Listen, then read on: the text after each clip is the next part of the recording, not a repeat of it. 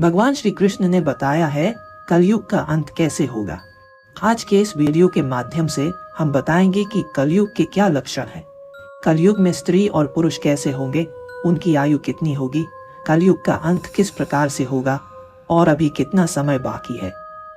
तो चलिए बिना देरी किए जान लेते हैं दोस्तों।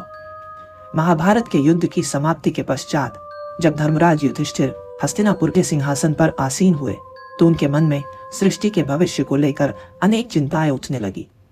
द्वापर युग अब समाप्त होने की कगार पर था और कलयुग के आगमन के संकेत मिलने लगे थे। युधिष्ठिर यह सोचकर व्याकुल हो उठे कि कलयुग में मानव जीवन का क्या होगा और धर्म की क्या स्थिति रहेगी। अपने मन की इस चिंता का समाधान पाने के लिए उन्होंने अपने चारों भाइयों भीम, अर्जुन, नकुल और सहदेव के साथ भगवान श्री कृष्ण के पास आने का निश्चय किया। युधिष्ठिर ने अपने भाइयों को बुलाया।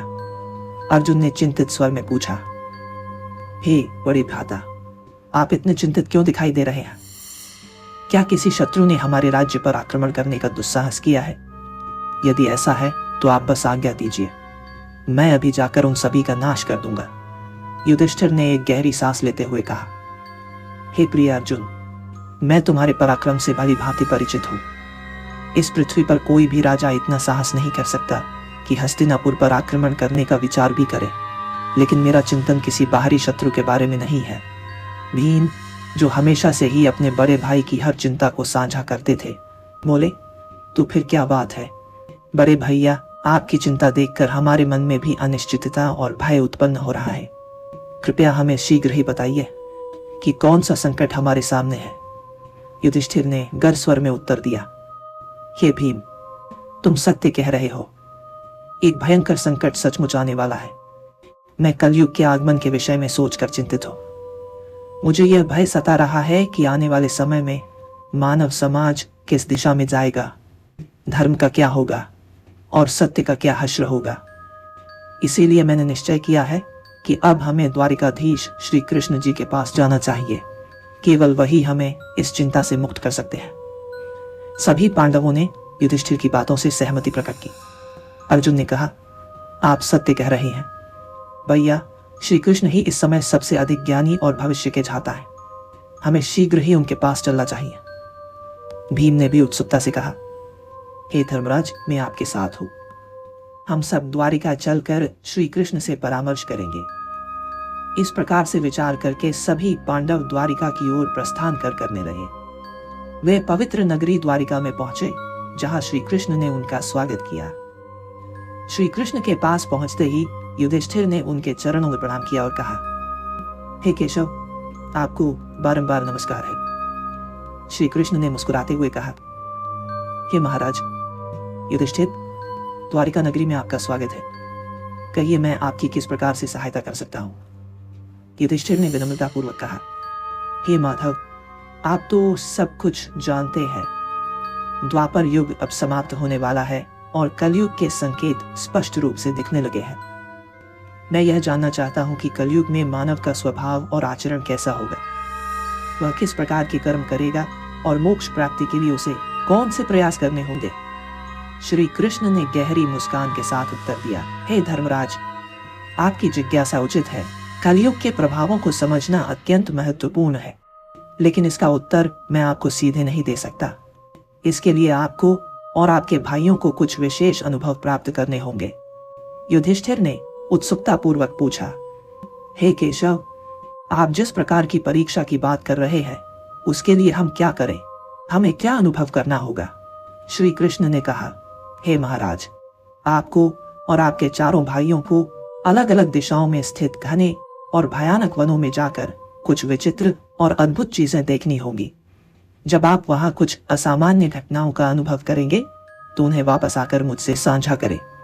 तभी मैं आपको कलयुग के प्रभावों के बारे में विस्तार से बता पाऊंगा।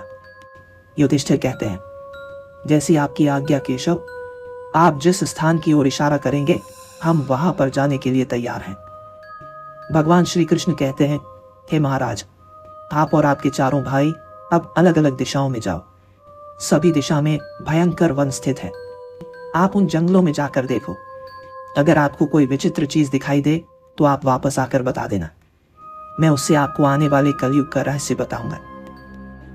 फिर युधिष्ठिर और उनके भाइयों ने भगवान श्री कृष्ण की आज्ञा का पालन करते हुए वन की ओर चलने का निर्णय लिया। पांडव अपने रथों से उतरे और पैदल ही वन की ओर चल पड़े। वन की यात्रा कठिन थी, लेकिन वे अपने मन में जिज्ञासा और ईश्वर की आज्ञा का पालन करने की उद्देश्य से चल रहे थे।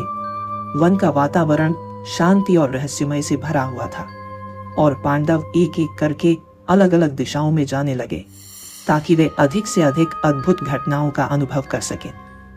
सबसे पहले युधिष्ठिर को एक घने और रहस्यमय वन में एक विचित्र दृश्य दिखाई दिया।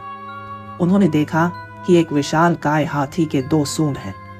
वह हाथी अपने दोनों सूंड से वन के पेड़ों को उखाड़ रहा था, मानो उसकी शक्ति अद्वितीय हो।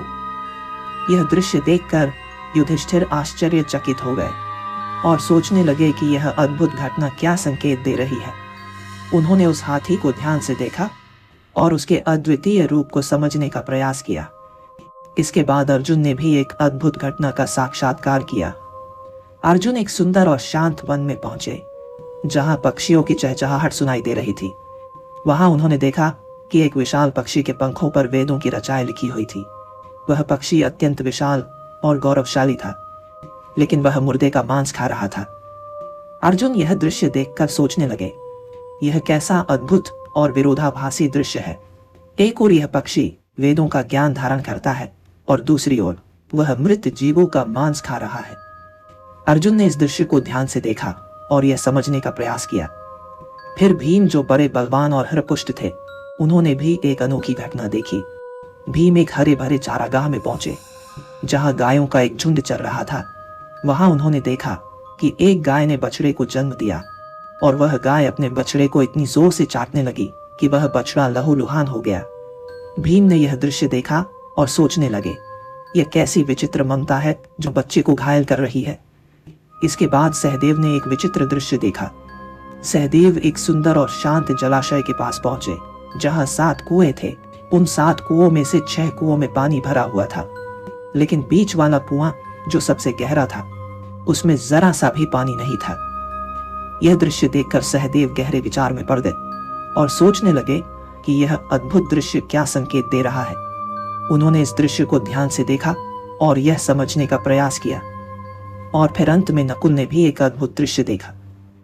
नकुल एक पर्वतीय क्षेत्र में पहुंचे जहां चारों ओर ऊंचे ऊंचे पर्वत थे और उन पर हरे भरे वृक्ष उगे हुए थे।